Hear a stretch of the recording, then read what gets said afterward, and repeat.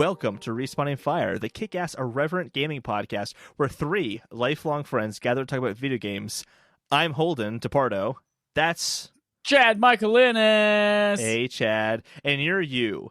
And that's why we love you. We're jumping right off with another look at the PlayStation 5 from Wired.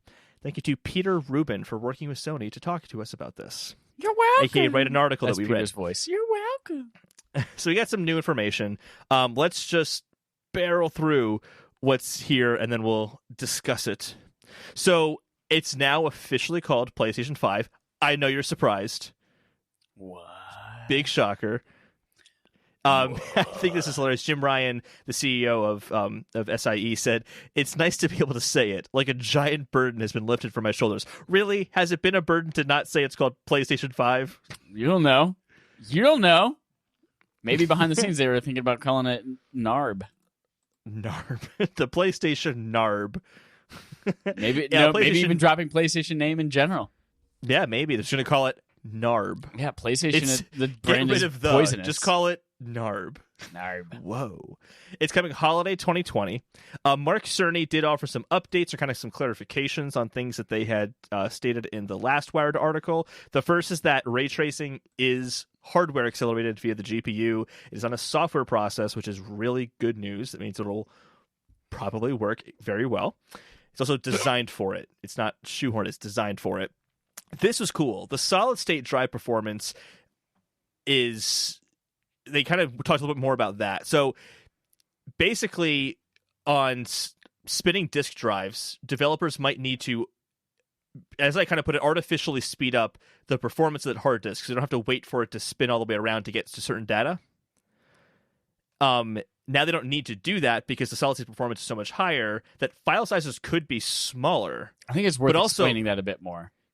Okay, so like when you have a spinning disk drive, there are essentially parts of that disk have the information loaded on it.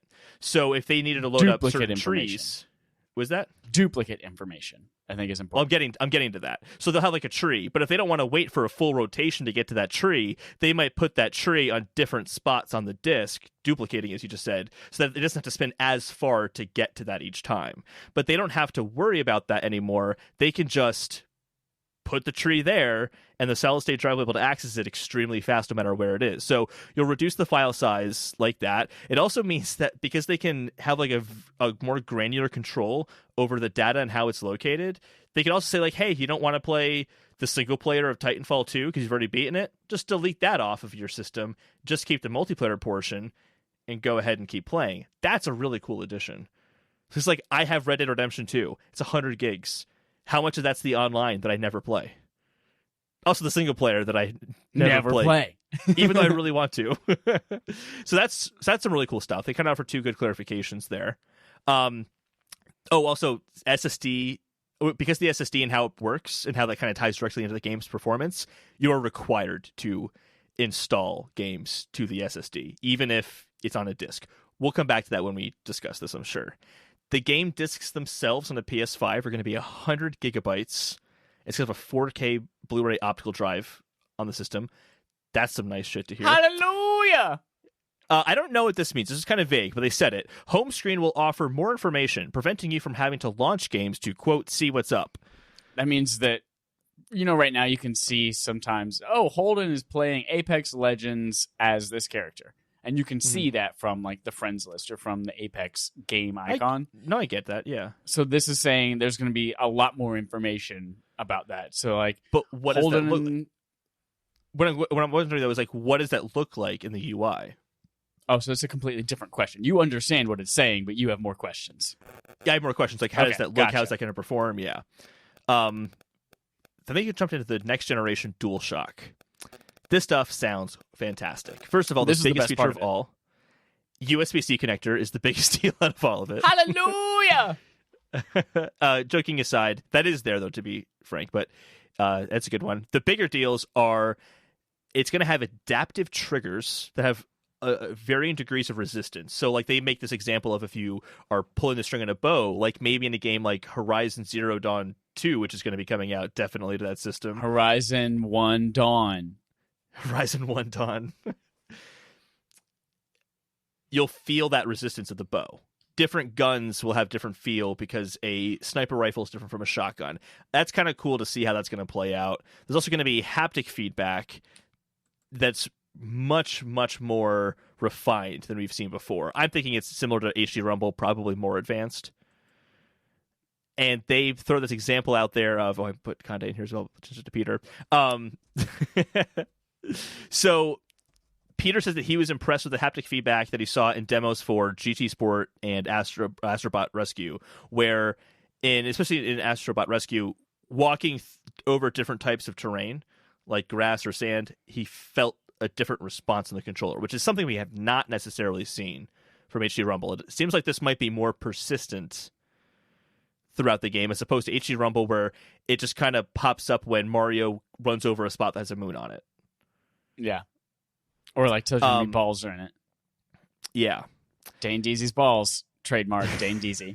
That's right. Sony cannot have Dane Deasy's balls because Dane Deasy already trademarked his balls. Mm-hmm. If they wanted them, they might have to pay him out big cash for it. It's highly in demand. Those are some hefty, weighty balls. Weighty in the sense that like they are weighted, like they're weight in gold.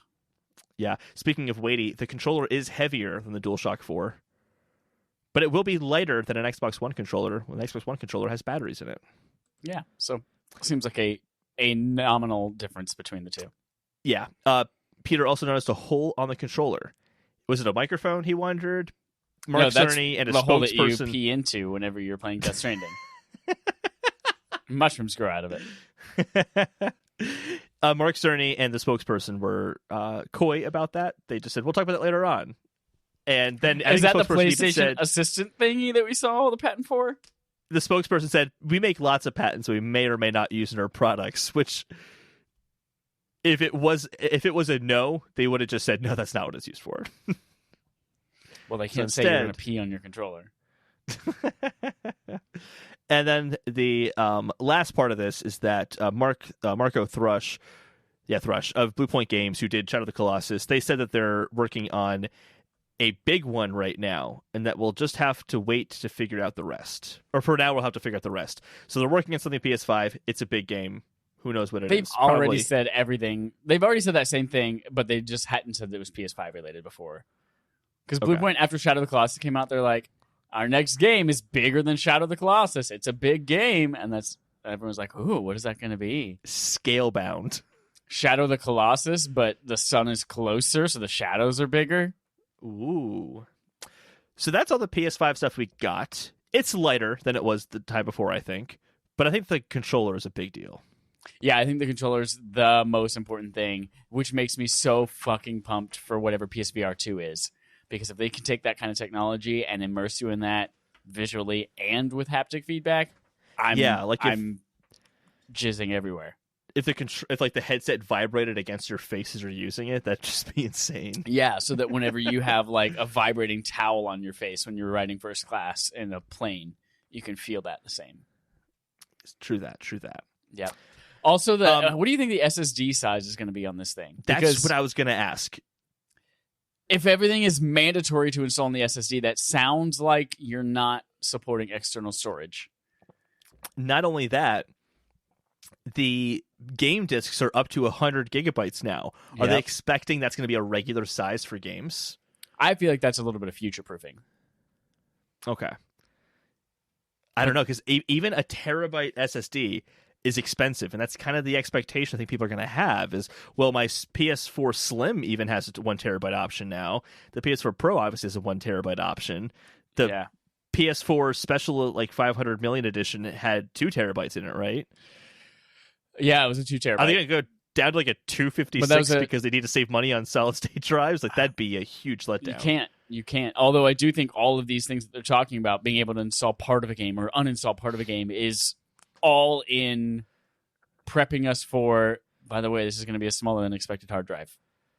So here are some ways that we can mitigate that. But I think the minimum they should ship this with, like where I'd be like, it's not what I want, but I get it, would be 512. I think that's the lowest. It has to be a terabyte. I agree. It has to be a terabyte. I totally agree with you. But to save money, I could see them going for 512, but they shouldn't push lower than that. If they go 256, is it's 256, 512, or a terabyte? Like that, those are the options they really have. No, the 512 is not an option with 100 gigabyte games and the operating system taking up as much as it does. Sometimes it's like a fifth of the storage. That's Totally. like 3 games you can put on there. 512 is not an option. I agree that it shouldn't be an option, but I wouldn't be surprised if they didn't. And that's the amount I would forgive them for. No, they cannot go lower than that. These are not just standard SSDs as well. These are custom-made SSDs, which means pricey and expensive. Yeah, and I have a feeling this console is going to come in at least $500.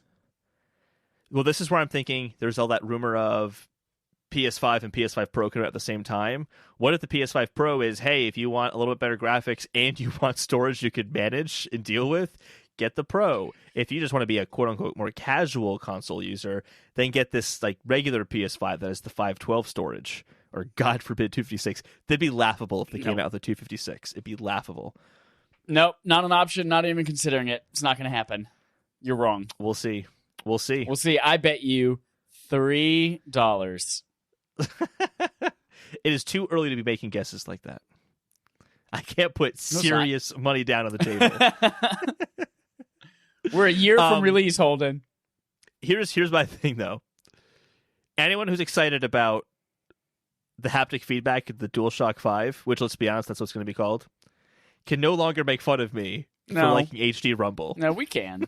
HD Rumble did not have bowstring triggers that feel different than machine gun triggers. But you could feel Mario shiver, and that was awesome.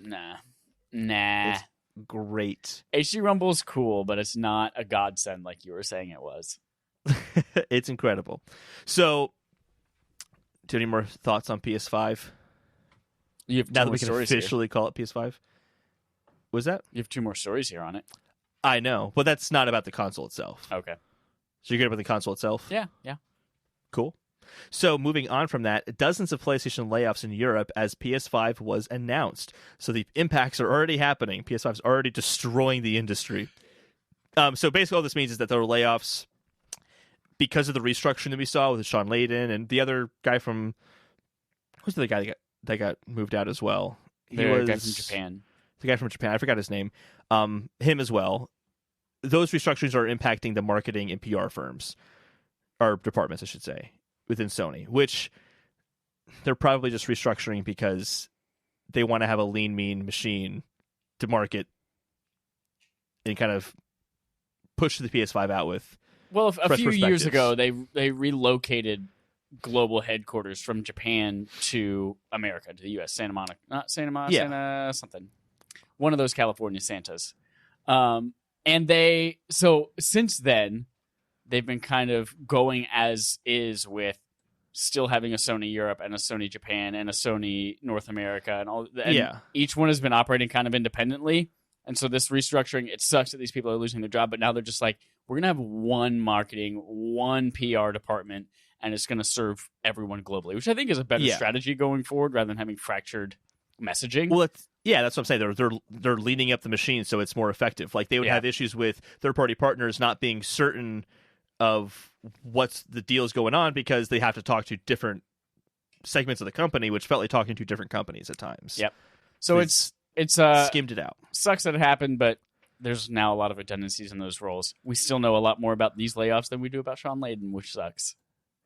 Yeah, I have this suspicion that this PS5 announcement came out of nowhere.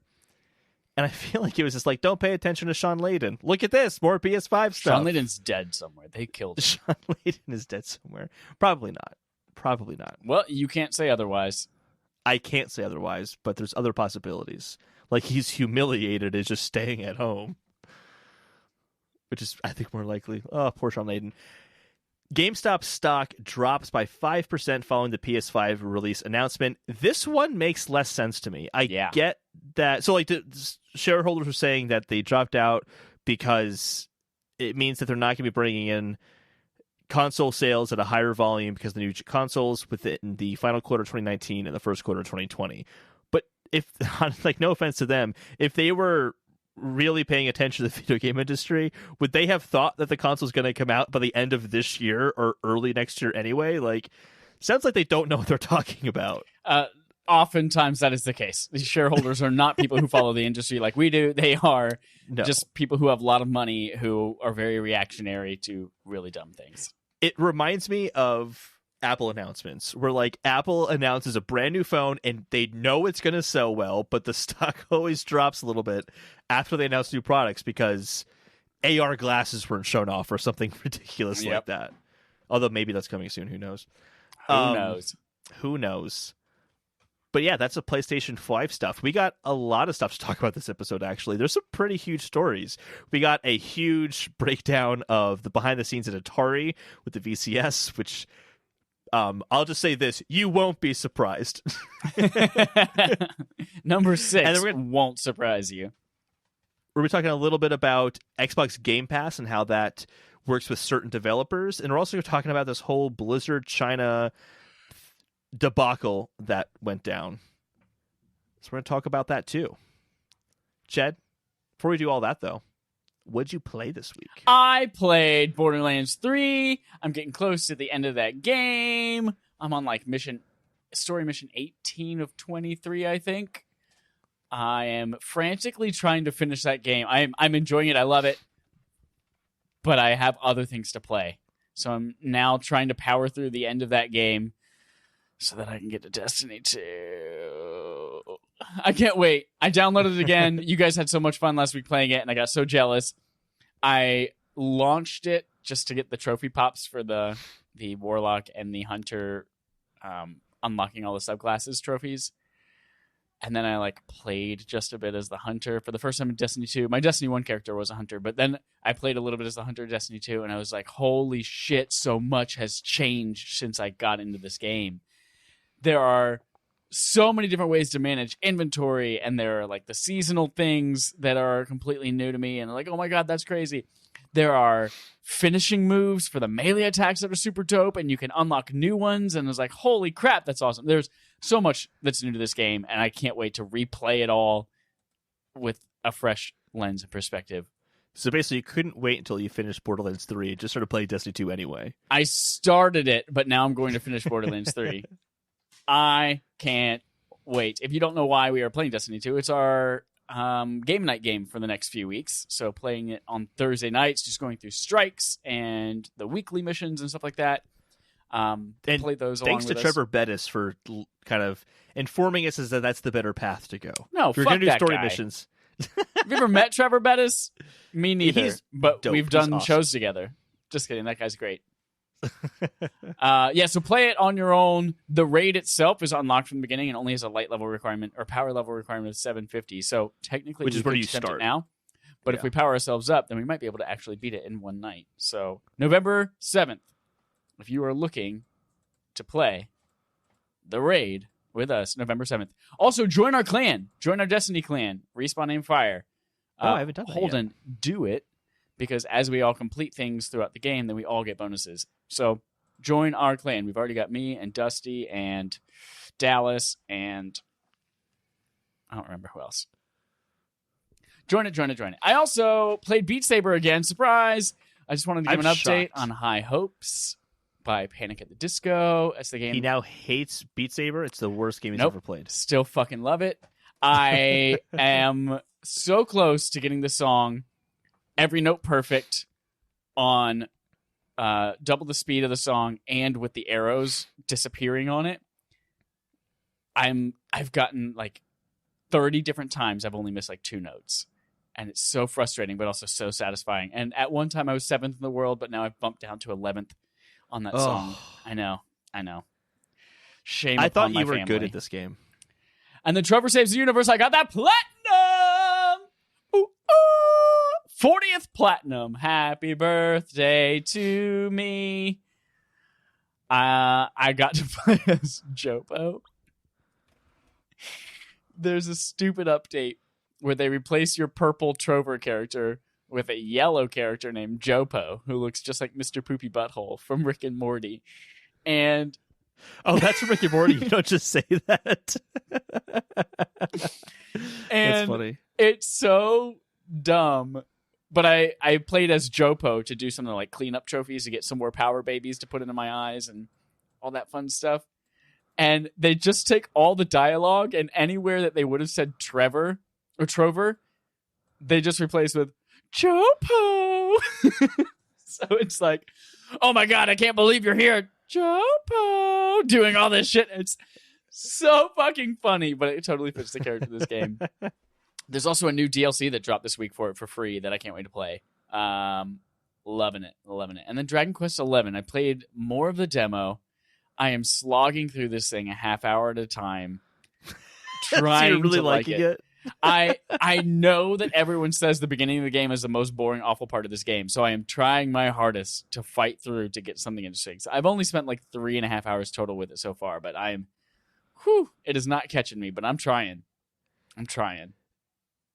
Yeah, I can feel that. I think I was liking it because it kind of harkened me back to like earlier JRPGs I had played on my DS as a kid, and it's very simple in that way. I think that I kind of liked it because it's kind of mindless in that way. I'm 10 hours in, and it's starting to kind of like, okay, when is this going to pick up? Yeah, so, I also don't know if I don't think I like the 3D part of it. It just makes for the whole world to feel like it looks cool, but it's also kind of vapid. And I'm so conflicted as to whether I buy the game and play it in 2D to see if I like it, or whether I finish the demo first to see if I like it enough to buy it. I don't know what to do. I thought you already bought it. No, I haven't bought it yet.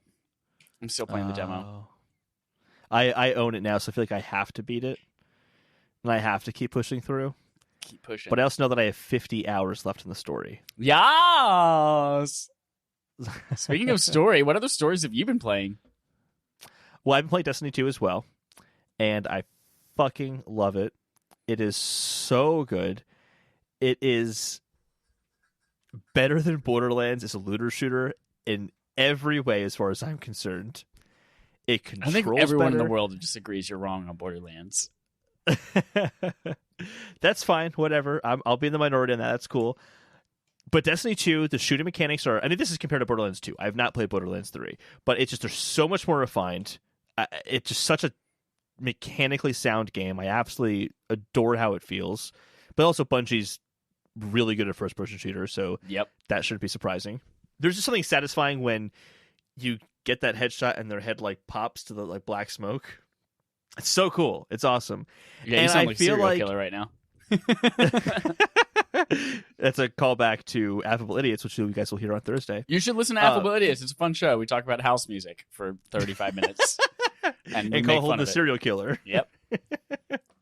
So, where was that? Oh, yeah, so the finding loot is also more exciting. I was telling this to Trevor when we were playing on Thursday, which is that when I find a gun in Borderlands, I always felt like there was something a little wrong with it that would keep me going to the next gun. Whereas in Destiny, every gun feels so good, every gun feels worthwhile, that I'm excited to get the next gun because it's going to get better.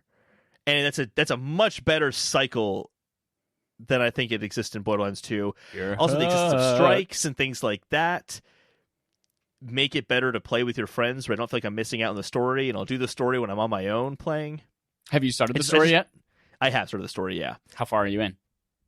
Not very far, because I kept doing other stuff instead of the story. There's also like all these introduction missions of like, do the Crucible. Okay, now do a strike on your own. Now do the Gambit. And like, it's trying to get you to try out different things. Yeah, I thought that was the main quest, and it's not the main quest. If you are just jumping to this game for the first time right now, there is a garbage truck full of so many different things that you could all do at once, and it's kind of overwhelming. Like, looking at it is like, there are quests, there are missions, there are strikes, there's Crucible, there are factions, there's what do I do and what counts towards what?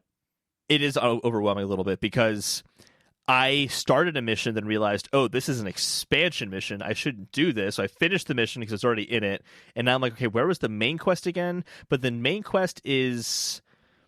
You're following the new light path for the main missions for the main game. Yeah, but the new light path thus far have been like, go to Gambit, go to Crucible, go to like Strike. It's those kinds of things. Whereas I think the story of Destiny 2 was a guy Grawl or something like that. He like destroys the tower, that's like the opening of the story of Destiny 2. I played that, but it wasn't labeled main quest. It was labeled something else. I can't remember what it was. I don't want to check. You play Destiny 2, right? Yeah. Yeah, okay, that is the main story, right? Is the tower gets destroyed, you go to the farm instead. Yeah, that's not labeled a main quest in the New Light edition. No, it's labeled New Light. But there is something called main quest instead of that. It doesn't. That's kind of confusing to me. There are parts of the main storyline that also introduce you to other parts of the game. Okay, it's still confusing them because they don't introduce the main story as the main quest. It is confusing. Yeah, that's the whole point. Is that there are so many different things that it's hard to figure out what to do. Yeah, but none of that has deterred me from enjoying when I'm in a mission and enjoying that mission. They're also shorter than I remember. Their missions so far have only been about like 20 minutes each. That's about normal. Is that normal? Okay. But yeah, I'm really liking it a lot so far. One thing that's kind of funny is it goes from, because there's a lot more of a focus on NPCs now, is it goes from the environments looking absolutely incredible with the lighting to seeing an NPC talk to you and going, man, that guy's beard just looks fucking terrible. But it doesn't bother me. It's just kind of funny. One thing that really annoys the shit out of me, and I've already played too much, I'm in too deep, I gotta deal with this now. Once you create your character, you can't change your character's aesthetic. That is it. You can just choose to always keep the helmet on. I'm gonna do that, I think, because here's what happened: is when I was putting my character together, there was one like accent thing you can put on your character's head that made it look like part of the metal broke, and it was like there was like an opening of some kind. And then when I look at my character, the menu screen, which has a different angle on it than when I saw the character creator, I realize it's a metal flower. And I have a metal flower on my head at all times. And I'm like, God damn it, that's not what I wanted. I don't want a metal flower in my head. So now my character's a metal flower on its head, and I have no choice but to keep it. And I'm at light level 800 now. Yeah. So like I'm not gonna lose that. I got 50 light points. You're in too deep and you try to keep bum in my head. Dead or going under. That song was about me playing Destiny 2. Simple Play, and they knew it back in the 90s. I think it was Simple Play, or maybe it was Sum 41. I think it was Sum 41. Yeah. I also played Spider-Man. Played some Spider-Man this week. Still. Well, I played a little bit of it. I'm still very early in the game. I played a little bit of it when I first downloaded it, and then I stopped playing for a while. I picked it back up again this week, and yeah, I will talk more about it once I power through it and beat it. Because my goal is to beat it before Luigi's Mansion comes out. Oh, before Spoopy Halloween. Spoopy Halloween. Halloween. So that's my goal. But yeah, that's what I played this week. Dope. Dope. Cool. Let's move on to fetch quests. First fetch quest here is Mike. It's Mike Barra, isn't Ybarra. it? Is Ibarra? Okay. Ybarra? Ybarra. Ybarra. Okay. Yippee! Mike Ybarra. Gotcha. Mike Ybarra, who worked at Xbox as a vice president, is stepping down, as according to Chris Moise, whatever. What a good press release and way to honor someone who's leaving a company after decades of performance. Exactly. Way to go, Xbox. So that's good.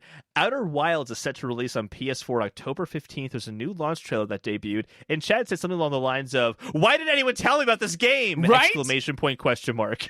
This game looks so good. Why did no one tell me it exists? Everyone did. He just thought it was Outer Worlds, and you ignored it. Legit, 100%. I'm pretty sure instead of watching an Outer Wilds trailer before, I've only seen Outer Worlds trailers twice. Or I saw two different trailers for Outer Worlds thinking it was Outer Wilds. But Outer Wilds looks so fucking good. It looks like it's full of mystery and majesty, and it looks amazing. And it's an Annapurna game. That's all you had to tell me was an Annapurna game, and nobody fucking told me it was an Annapurna game. Yeah, I didn't know that either. I'm in. I'm 100% in, and it comes out in like 2 days. You're getting October 15th? Yeah. I'm getting it too, yeah. I'm excited. God, it looks so good. I also want to play it for Game of the Year consideration. Outer Worlds looks like Space Fallout 4, and that I'm not interested in. But that's also, Outer Worlds is coming to Switch later on, so I'm just waiting for that version of it.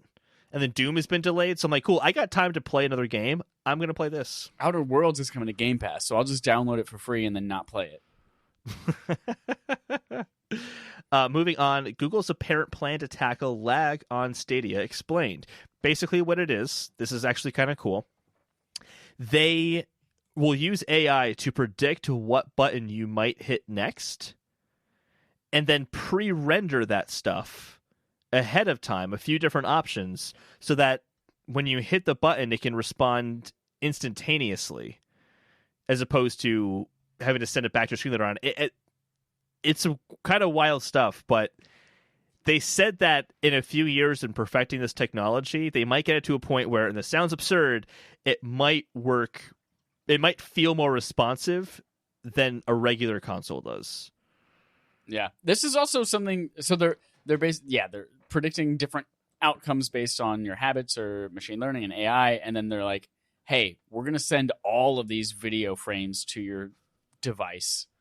That way it looks like it's instantaneous, but it's not something that's new necessarily, even in gaming. No. VR, they have to predict where you're going to move in order to make sure that it feels one-to-one. Otherwise, you're going to get sick and throw up. So they're using the same type of predictive technology in VR. Mm-hmm. They've been using it for, how long has VR been out? Like mainstream? Like 2012. 4 or 5 years now? 2012 is when it kind of started in mainstream in terms of discussion and getting the developer kits out there. But I guess, yeah, you're right. 2016 is when the first Rift headset came out. Did the Vive come out before or after that, though? I feel like Rift and Vive were like within a month of each other.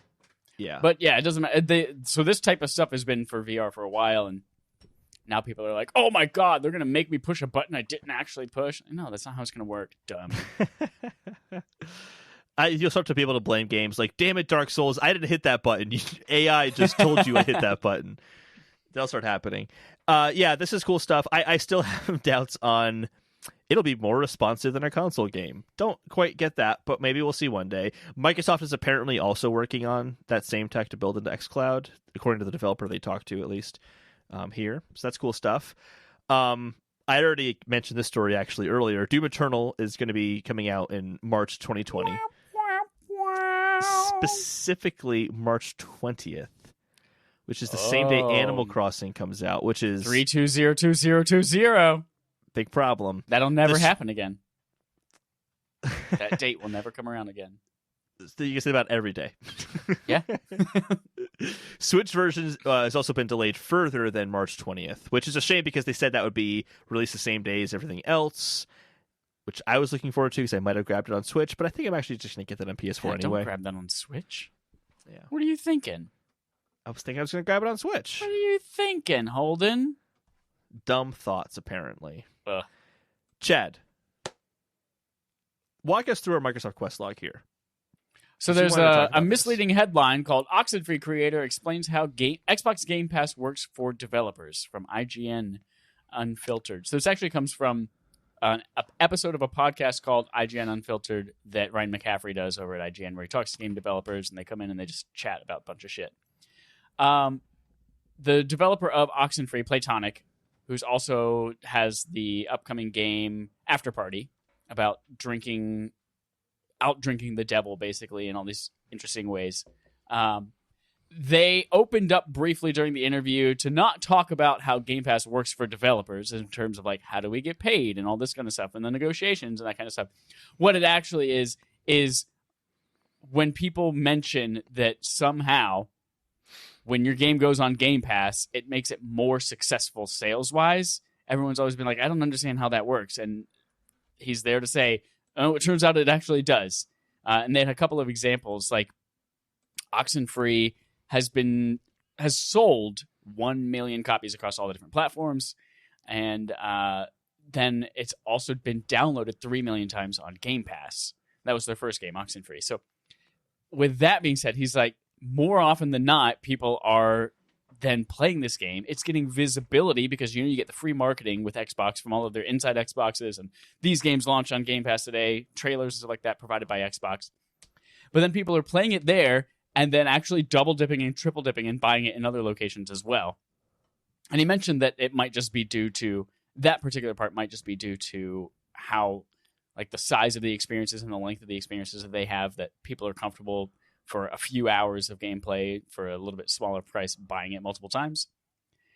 But he said, yeah, had we not had that experience with Oxenfree on Game Pass, then we wouldn't have done what we're about to do with their second title, After Party, where they're launching on Game Pass as well, because somehow they get more visibility from this and actually sell a ton more copies because they're on Game Pass. And it doesn't even cannibalize Xbox game sales. Like, it still sells well on the console despite being free for subscribers of Xbox Game Pass. I thought that was super dope. We'd always heard, like, anecdotally one-offs or two-offs, and this is, like, lending more credence to that. It's fun to have numbers to go along with it, too. Yeah, and one thing it was interesting is he was kind of tight-lipped about what he could and could not say.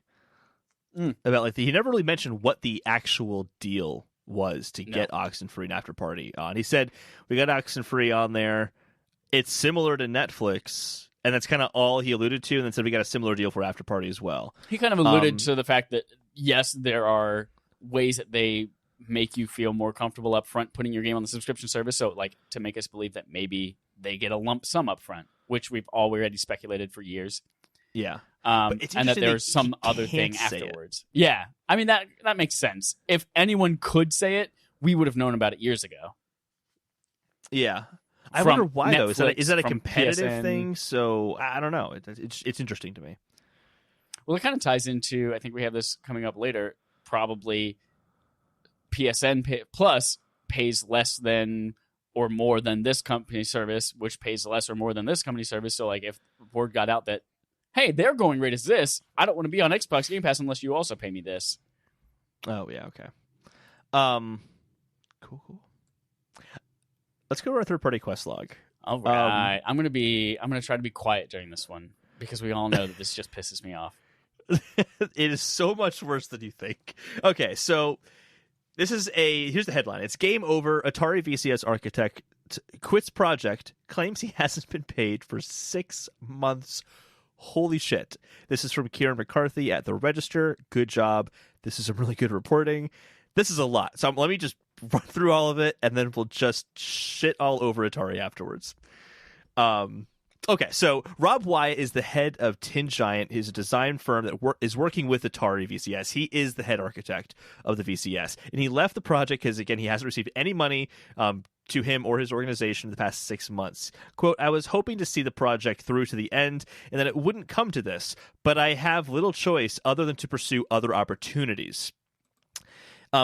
Both Surface Inc. and Atari have been asked about outstanding and unpaid invoices, but the Register hasn't received any statements for either company. Atari has actually commented at this point. Surface Inc. is another company that Atari was partnering with on the VCS. So they both won't talk about it, but maybe Surface Inc. is having the same concerns with not getting paid as well. Wouldn't surprise me if Tin Giant had the same thing. So this is where it gets really interesting. So work never began with the VCS until they actually had money from the crowdsourcing campaigns. Something we kind of joked about. Totally true. They literally crowdsourced without having a product. Yep. They used that money to hire Tin Giant and Rob Wyatt. By the time that Atari announced pre-orders were opening up for the VCS, this was in May or June, they didn't even have a working prototype yet. That's Rob Wyatt turned in the first motherboard, just the motherboard, a month ago in September. So they were working for 6 months just to produce a motherboard. Now they're gone, and they're still coming out in March? How's that going to work? So how is development going thus far? Well, apparently Atari's been extremely stingy with their money, and that's led to some poor decisions. They're not going to have a customized OS. It'll instead just basically be a Linux PC. Kieran McCarthy, the writer of the article, likens the console to a Steam machine. There's going to be no store. Therefore, there's no Atari ecosystem. You will not go to like an Atari homepage or PSN or eShop. None of that. You provide your own games. And this makes it risky for developers because now they have a platform with no security on it. You can pirate games to put it on there. You can do all sorts of stuff because it's not... I mean, is this even really a console? We'll get to this. The controllers aren't standardized, which means that if you want to switch games, you have to reboot the whole console. There's still been no decision on supporting game engines like Unity and Unreal. It's coming out in March, so they haven't figured it out yet. That's amazing. So they said this is going to be a media device, but Netflix, Hulu, and HBO won't have native apps because it's not a native. You can't make native apps for a customized OS that doesn't exist. They're just going to use a web browser on Linux. Again, incredible. Atari has refused to pay third-party developers to create any sort of front-end UI for the VCS, or even just to port games from that third-party developer to the VCS. So essentially, besides Linux, there's no software for it. There's nothing at all. There are two models.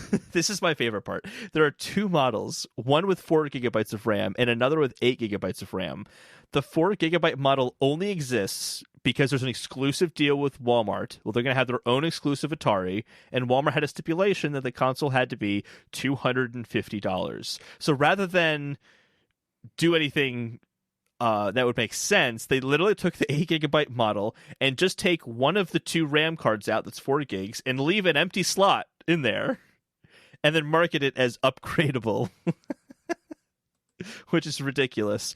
The only silver lining I've heard in the whole story was that the retro Atari controller is actually really good and can be used on their devices. That's like the kind of big joystick one.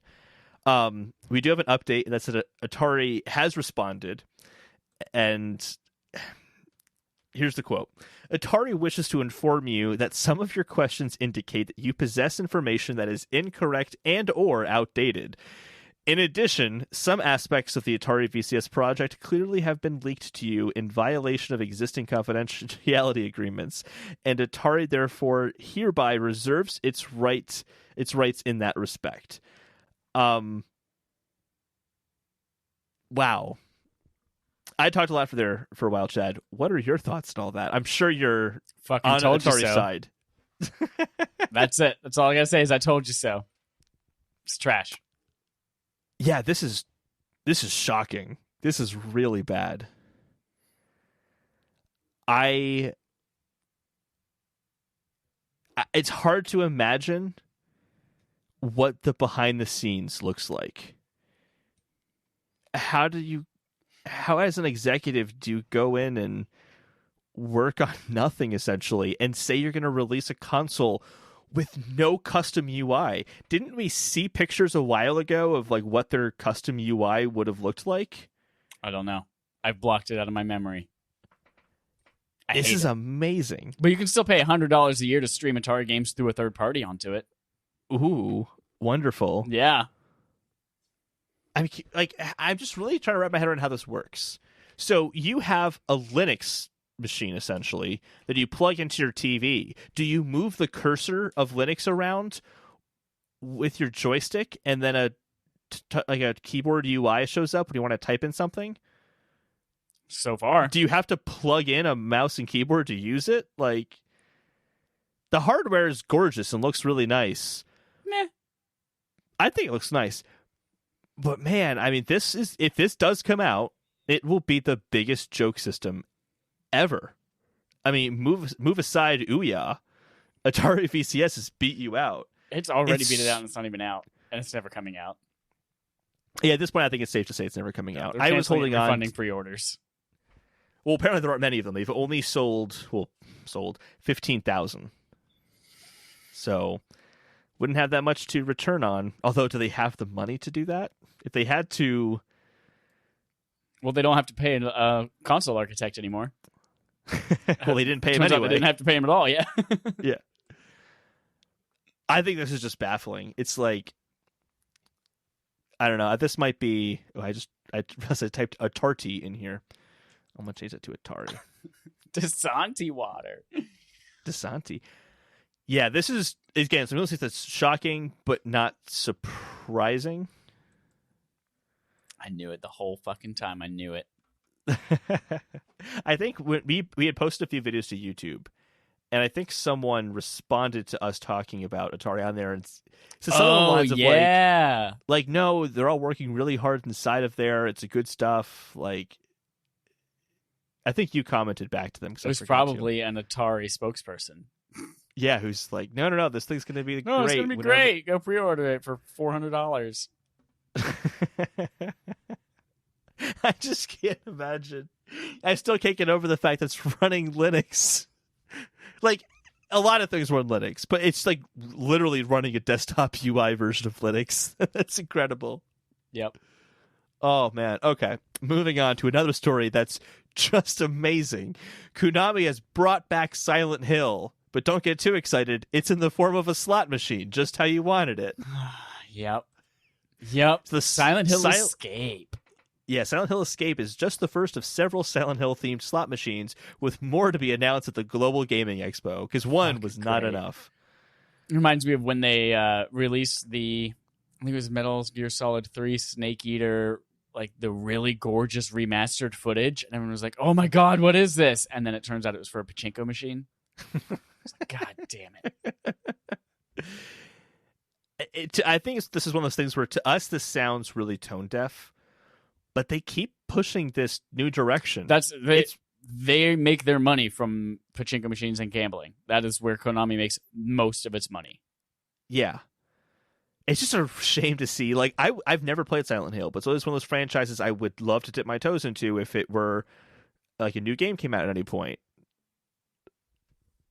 It's just not going to happen, I guess. Not unless you go to Vegas. Like, is it a spooky slot machine?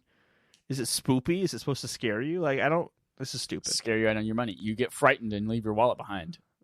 And a security guard comes up and swipes it. Final story in the third-party quest log. Steam's 30% cut is actually the industry standard. This comes from Tom Marks at IGN. So I'm not going to go through everything in the article. I just kind of want to go through what areas offer 30%, what that kind of looks like. So here are all the stores that get a 30% cut, just like Steam does. So the PC-based stores, it's Steam, it's Microsoft Store, it's GOG. Steam, however, you can end up this is baffling to me. They can end up taking a 65% cut after fees and deductions. Whatever that means. That's a lot of money taken away from the developers. Console stores that take a 30% cut: PlayStation Store, Xbox Game Store, Nintendo eShop. So basically, all of them. Yep. Mobile stores, both the App Store and the Google Play Store do this. Physical stores: GameStop, Amazon, Best Buy, and Walmart. Every major player takes a 30% cut. The exceptions are Epic Games with 12%, itch.io, which I'd never heard of before. They let the developers decide. And then Humble Bundle takes a 15% cut for themselves, and the other 10% goes back to charity, goes to charity or back to the player. It's the player's choice, 25% total. And then usually with publishing and engine licenses, that kind of stuff, developers usually end up with 10 to 15% of the total sale price of the game. I think it says some developers only end up with that much. I don't think 10 to 15 is like the standard that most people end up with, but I wouldn't be shocked if it was not much higher than that. Yeah. Yeah. It makes me glad that I can support people, that I'm in a position where I can support people by buying games full price and pre-ordering them when I feel excited or interested in them, knowing that a lot of that money is not going to go to them.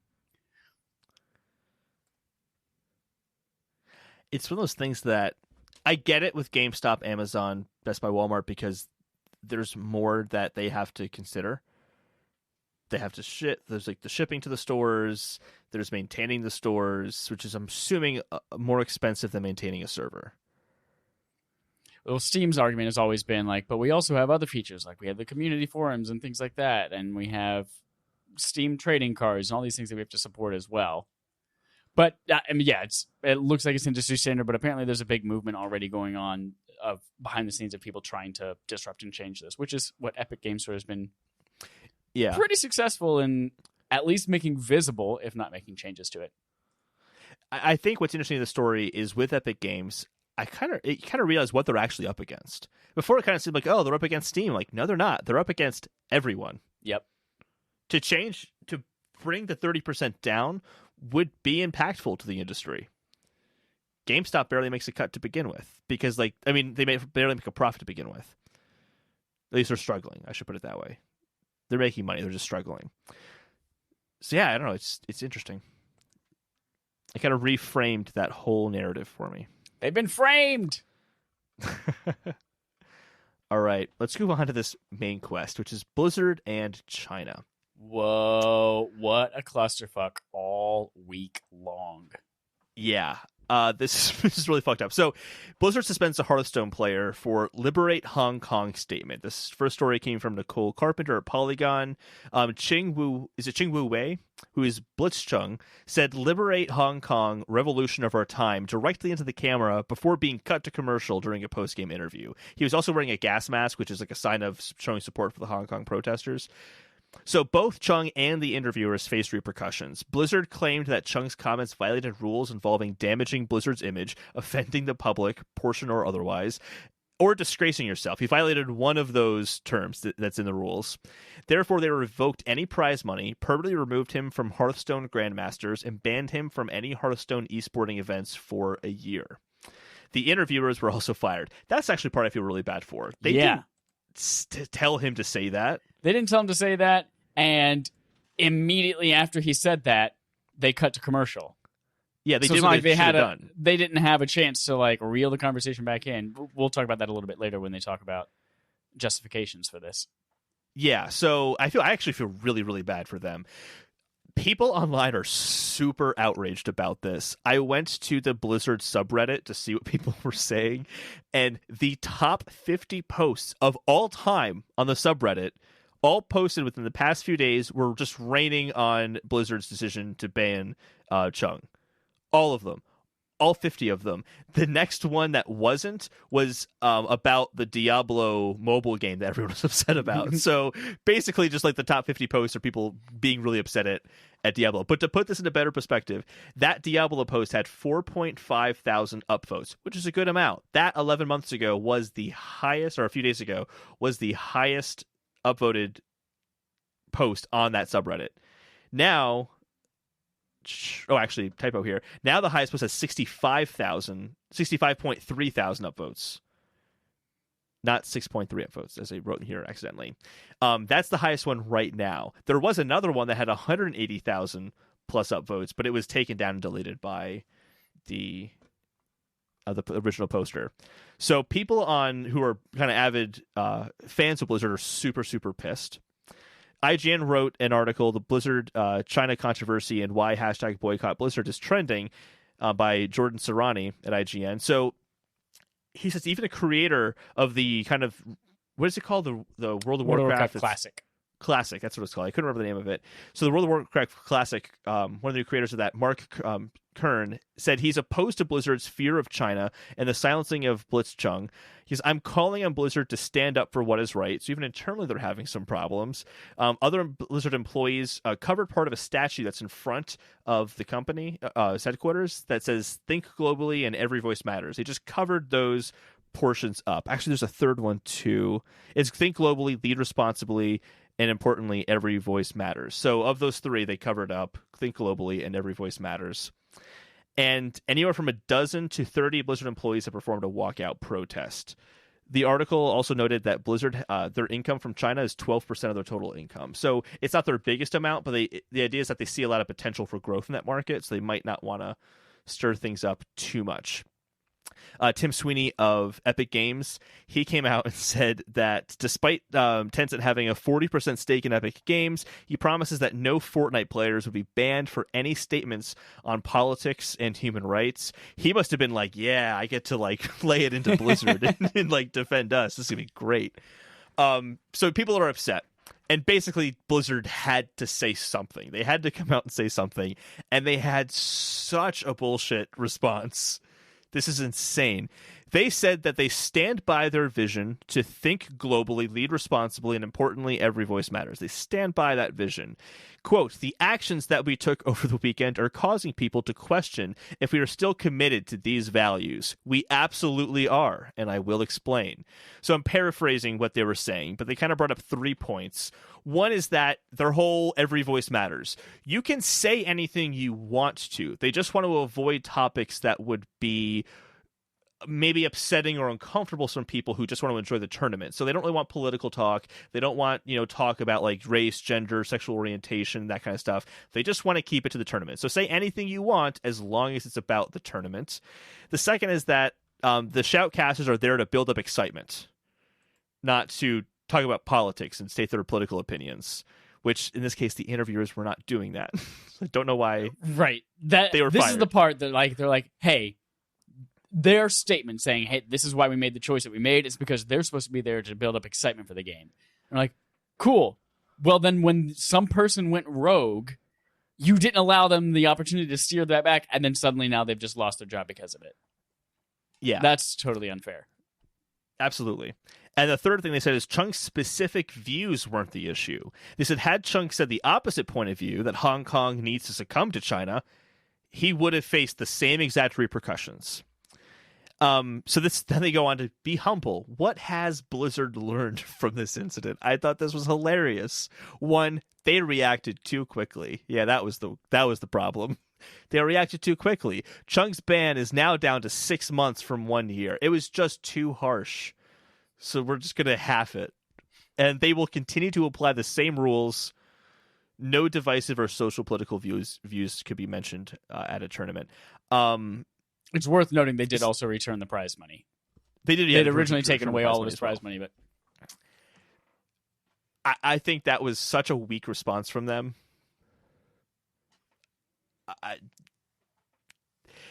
Something to keep in mind with the story is that this is coming the same week that the NBA had their debacle with China and censorship, the same week that Apple had their whole taking down an app to benefit China over the North Korean protesters. Or the Hong Kong protesters. What did I say? Oh, North Korea protesters, I'm sorry. Not North Korean protesters. There are probably people in North Korea who are protesting. We just haven't heard anything about it because they're North all Korea. dead. Yeah. So if this were an isolated thing and those other news stories hadn't happened, I'd be more willing to forgive them for this. Because I did go back to find out, well, have any esports players openly said anything about American politics at a tournament, and did they get the same treatment? And I couldn't find any examples of just any politics being spoken about at all at these events. There was the one where they got rid of the OK sign at the events because that's the whole white supremacist sign. Allegedly, it's not, but people are concerned about that. It is now. Well, that's debatable. That's a whole other conversation, though. So they do tend to want to steer clear of political conversations at these events. That is clear based on what I've seen in past reporting. It's just the fact that all these other news stories are around it that I have a hard time believing that there was no Chinese influence on this decision at all. I have a really hard time believing that, considering we've just seen how they put pressure on other companies, American companies, to play along with their censorship. We'll say it that way. As quickly as it's speculative, but that's just how I feel about it. As quick as the reaction was, I can't comfortably say yes, China told them to punish him this way. But they do have interests that make sure that they play nice with China. One of the things, there's been an extensive discussion every single day on Kind of Funny Games Daily this week. And it's if you don't listen to them, it's worth going back and listening to this discussion with Gary Whitta and then the next day with Imran Khan, because they have some really great insights on it as far as like the back dealings of business in that area. But yeah, like the World of Warcraft movie, over half of the sales and views from that movie came from China, and that's huge for Blizzard. So like its franchises, China is. It doesn't want to piss off China because they are a huge opportunity, a huge area for growth for them. So I can definitely see that maybe as quick as this came, it's like, oh, we don't want to piss off China. We don't even want to introduce that concept or idea in there. They're like, let's shut that down. But yeah, obviously China has their hand in almost every single company. We're a capitalist nation. We rely on them for so much. But when it comes to these protests and the human rights violations and all these kind of things that they're dealing with, I do think that it takes big companies standing up and saying, despite the monetary loss that we're going to take or the like being ostracized from China and their dealings, it's worth saying we believe in these rights. Shout out to Blitzchung for in his statement. He released something later on his channel. He's like, I did what I did because I believe in that, and I needed to say this for my country, knowing that I could very much lose my life for what I just did. Like, when he goes back home to China, to Hong Kong, like, he could be killed for this. So shout out to him. No exaggeration. Exactly. No exaggeration. Shout out to him for taking a stance and standing up. Because quite honestly, these protests have been going on in one way or another for almost 6 months. And it's always been like a thing that, in the headlines of the news that I scroll past, like, okay, got it, something's going on in Hong Kong, I get it. But now he stood up and made an entirely new audience aware of what's going on, and I now know a lot more about it than I did a week ago. Mm-hmm. So shout out to him, and I think there's a very big blanket being pulled from our eyes now as we start to realize just how much influence China has, and we as a society, as a country, as a capitalist nation have to figure out how we deal with it or not.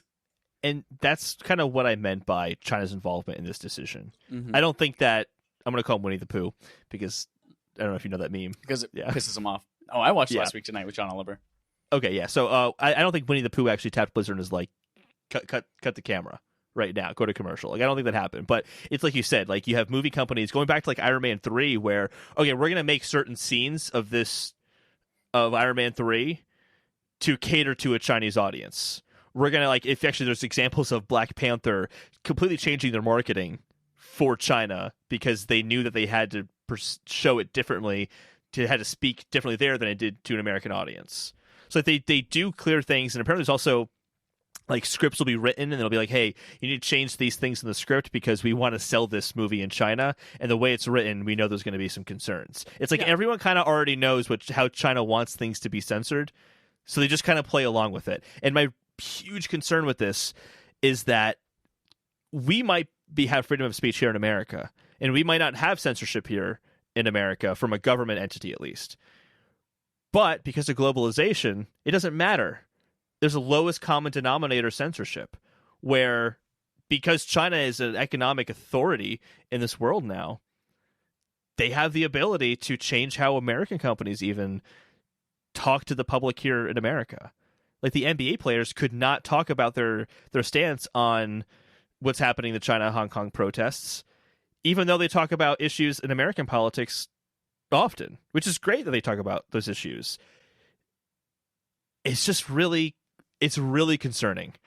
And I think that there's been a big enough backlash from people, not just at Blizzard, but also the NBA, and I think Apple's gotten some heat as well, that hopefully this shifts. But it's going to be a really tough thing to shift because these companies make a ton of money in China. They can't just risk it, losing it. And I know that's like, well, they can for more reasons, but if they pull out of China, their stockholders could sue them for being fiscally irresponsible.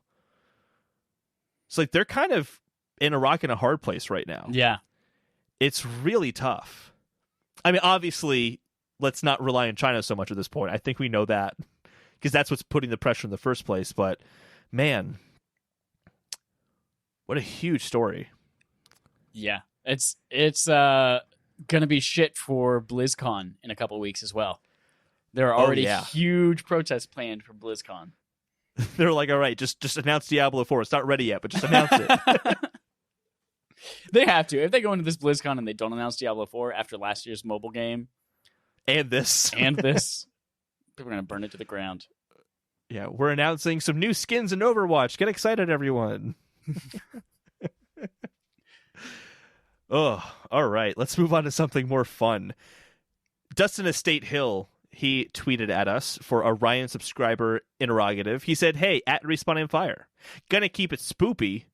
Is there any horror game you would love to see a movie of? A good one, that is. I'm going to take this in a little bit of a different direction. I don't know if I want a horror game to be a movie, but I would love to see an animated Luigi's Mansion movie. Interesting. Yep. It's a horror game. It's just a cutesy not a horror one. game. That's a puzzle game. It's a cutesy one. It's a puzzle game with silly ghosts. It's got spoopy ghosts in it, okay? Or it's a horror game. I would love to see spooky Halloween-y type versions of non-traditionally scary games. Like, what do you mean? I can't think of one off the top of my head right now, but hopefully I will while you talk about your answer. I don't want to see any horror games. That was my original answer too, but I felt like it was a cop-out. I don't want to see horror movies or horror games made into movies. Horror games have the potential to scare you more than a horror movie, because at this point we all know what's scary in a horror movie. We've all seen a bazillion of them. It's not scary anymore, but a horror game can scare you. I don't think that the person in a horror movie who's running away from the serial killer is going to get killed, because I know that she has to be around for Act 2 climax sequence where she has to make some big decisions, so she's not going to die in the beginning of Act 1. It's just not going to happen. So I'm not worried about it. But in a game, you can die, and you might not be able to overcome the odds. You just might not be able to. You might only have 3 bullets. That's not enough. That can't carry over to a movie. Here's also what's scary about a game is the required agency. When you're watching a scary movie, if something scary comes on, you can close your eyes for a couple of seconds, it'll pass, and you can keep going. In a game, if something scary comes, you don't get that choice. You got to fucking do it. You got to press on. You have to fight it. Like, that's have to what? Part of what's scary, too. You have to fight it. I wanted you to do, just do it. I know what you wanted me to do, and that's why I didn't do it, because I'm not a puppet. So yeah, I want to see, even if it's just like a short 22-minute thing that airs on, I don't know, Disney Channel. I want to see a Luigi's Mansion movie. That is interesting. I like that idea. I think, like, for example, like the whole Last of Us movie that apparently might have Maisie Williams in it, that kind of thing. I don't want that movie. I just don't want it. I love the story of Last of Us as a game. I like playing it as a game. Don't need a movie of it. Nope. Also, too, I don't mean this to sound derogatory, but like, even The Last of Us doesn't have the most original story. So if you put it in a movie format, it just becomes a generic horror film. I think all horror films are the same way, but I agree with you, yeah.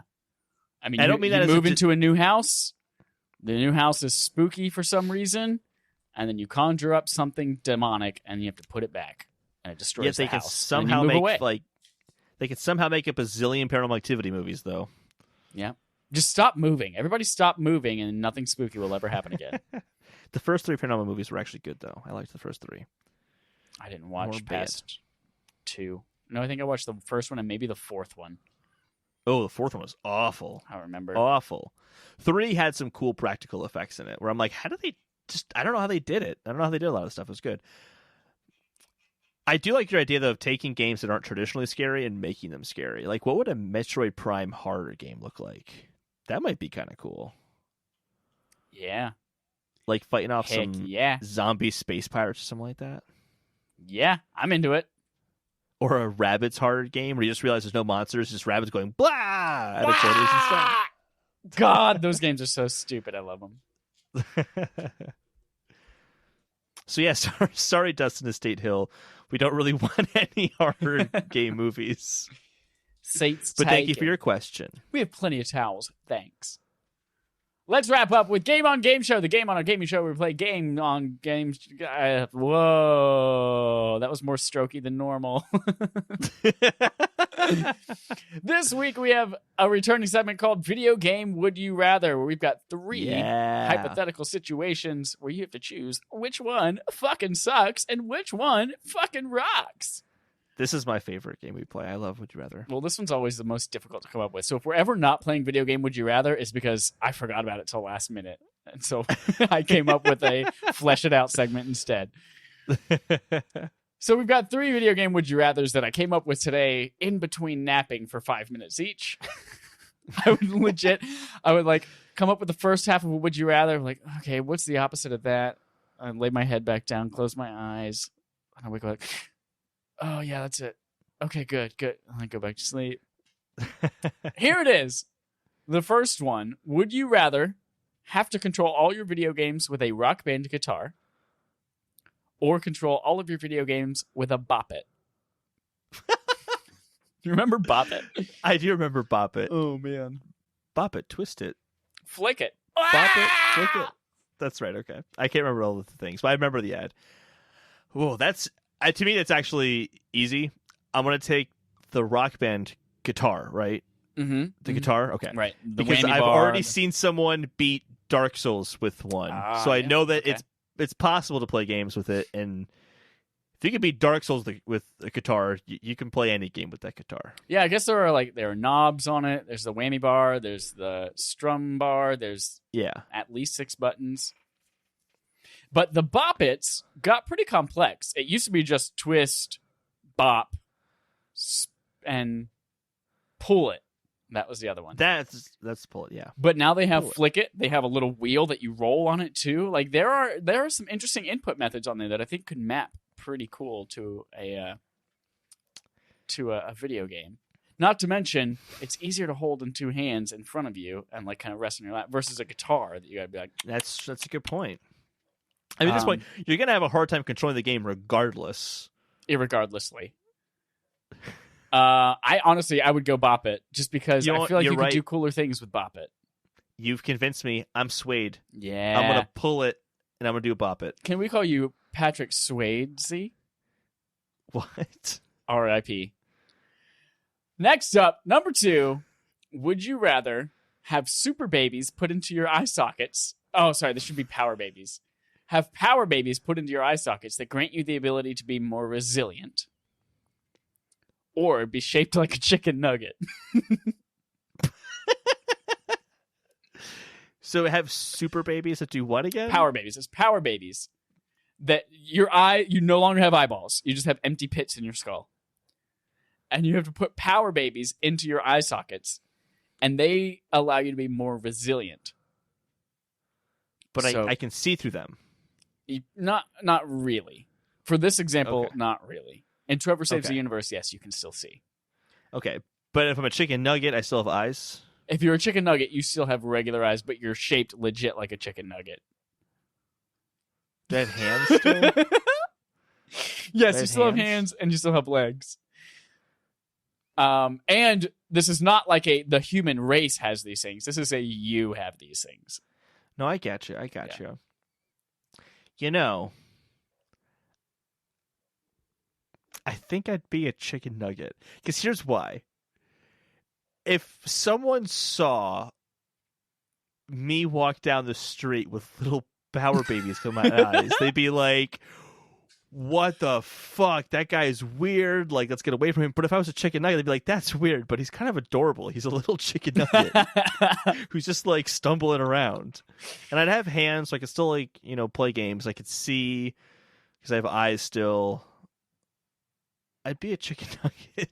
I also like chicken nuggets. So I do like chicken nuggets. The power babies, like granting you that resiliency, makes me think like, oh, but resiliency to what? I guess I'm or is it like you'll be able to like recover after exercise better? Like shitty sleep won't be as effective on you. If you fall down, you won't necessarily be hurt. Like you're more resilient. Things just kind of deflect off of you. And if you were a chicken nugget, like birds would be coming after you and stuff. You're shaped like a chicken nugget. Oh, I thought you said you are a chicken nugget. No, you are shaped like a chicken nugget. But here's the thing. You're right about walking down the street and people are like, oh my God, that guy has babies in his eye sockets. I don't know if I'm going to be more emotionally resilient. But there are already people out there who look like chicken nuggets. If you think about... They're adorable. Think about Huel on Breaking Bad. That guy's a chicken nugget. That guy is shaped exactly like a chicken nugget. And Huel's awesome. He is awesome. Have you seen... He was in something a couple of years ago, and he lost a ton of weight. Have you seen photos of him with all his weight loss? No. He still has the chicken nugget head. But so I feel like you would blend in and you would fit in more if you looked like a chicken nugget. It's just like, do you want superpowers or do you want to look like a chicken nugget? I think I would go superpowers and maybe just wear sunglasses all the time. And then I would have to, but then you can't see, and I would have to be, I'd be Stevie Wonder. There you go. Yeah, fucking yeah. I would be Stevie Wonder. Done. I'm looking up the guy right now. His name is Lavelle Crawford. Lavelle Crawford. Crawford. Interesting content. Oh, yeah, he did lose a bunch of weight. Yeah, he did. But you're right. His head still looks like a chicken nugget. Got that chicken nugget. And it makes him look awesome, so that's why I'm going to be a chicken nugget. Nice. All right. Last one. Would you rather be able to keep your large belongings in Pokeballs or be able to change the size of your room on demand to accommodate?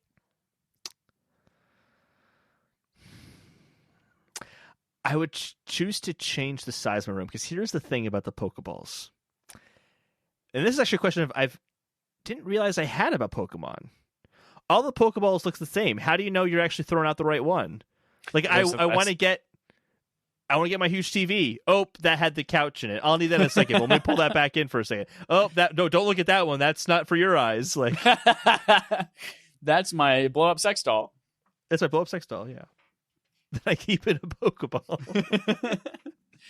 Do you remember the Pokeball that came with Let's Go Eevee and Let's Go Pikachu? You could like rattle it around and it goes meow.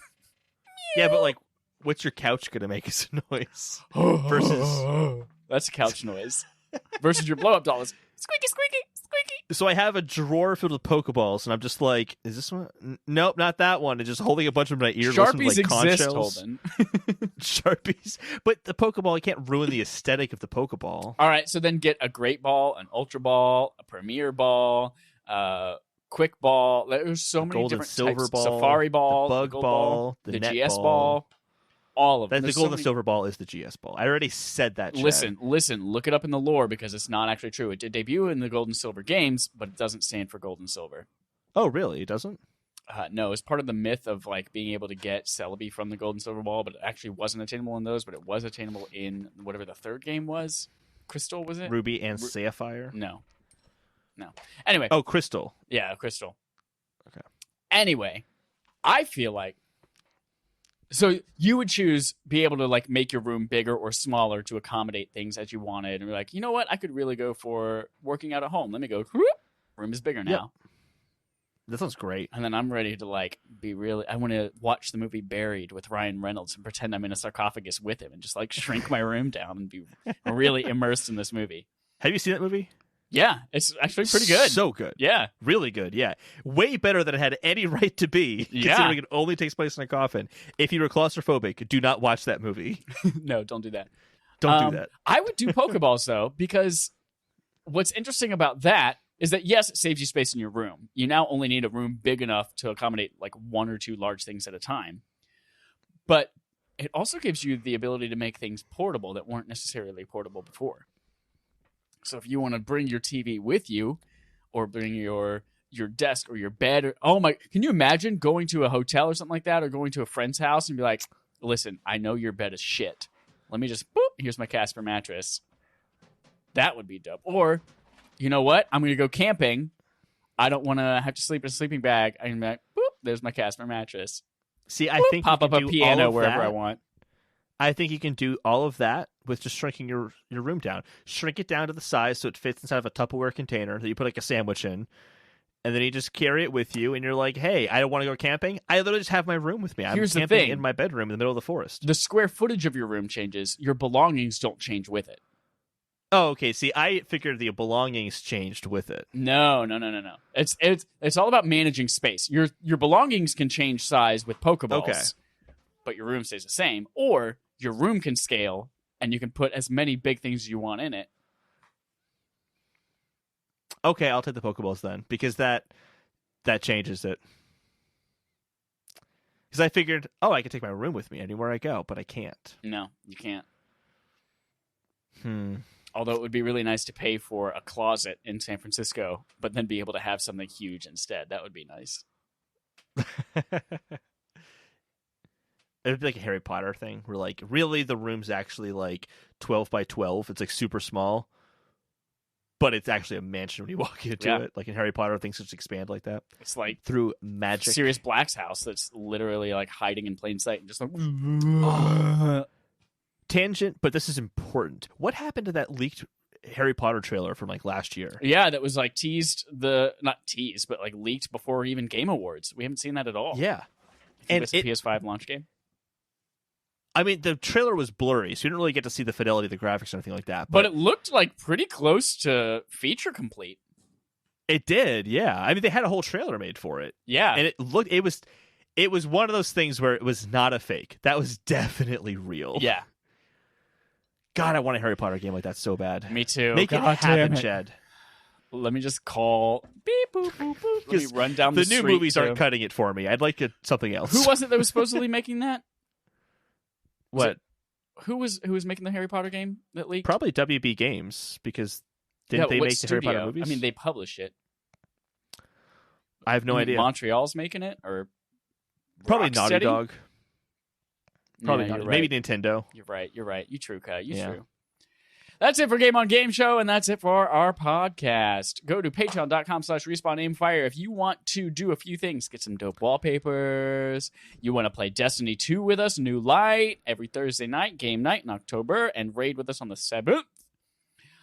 If you would like to influence what we play, here's something new and important. We told you previously that November and December were going to be reserved our BARF, Backlog Accomplishment with Respawn and Friends. We said we're going to reserve these for Game of the Year candidates that we haven't played yet. But we had a long discussion, and we argued, and we fought, and we hit each other.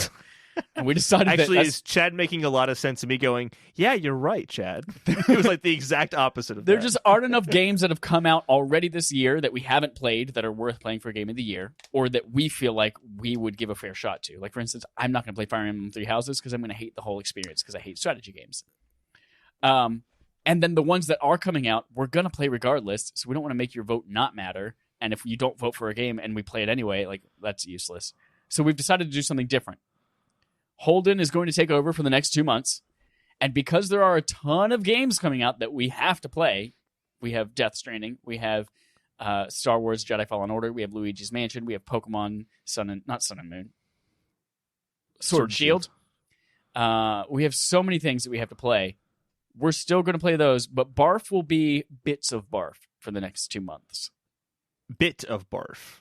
1 bit of Barf. Yes. They will be small experiences, 3 hours or less, and we will vote on one of them to play as a group. That way we're still playing something from our backlog that we also want to play and can play along together. But it will be one thing. So Holden will put up that poll shortly. Yeah, probably tomorrow I'll put it up. Well, by the time you listen to this, it will already be up.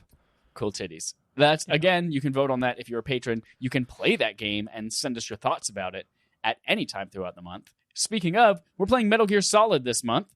So if you want to offer your thoughts on that, whether you played it a long time ago as a wee little lad, or lattice, is a girl lad, lattice? Lady. Fucking what? Is that where lady comes from? Is that a girl lad? My mind just got blown. Holy shit. If you're a lad or a lady, and you're playing Metal Gear Solid with us this month, let us know your thoughts on it. Write them in. DM us on Twitter. Email us, respawningfire@gmail.com. All that fun stuff. Is that all the shit we have to say? Other than we love you guys. We love you guys so much. And ladies. And ladies. Lads and ladies and everything in between. Until next time. Who says lads? Hello, lads. I don't know. Irish people, say you that? racist. Oh, my shillelagh. That's a Greg Millerism. Until next time, here's our usual sign-off. Lads.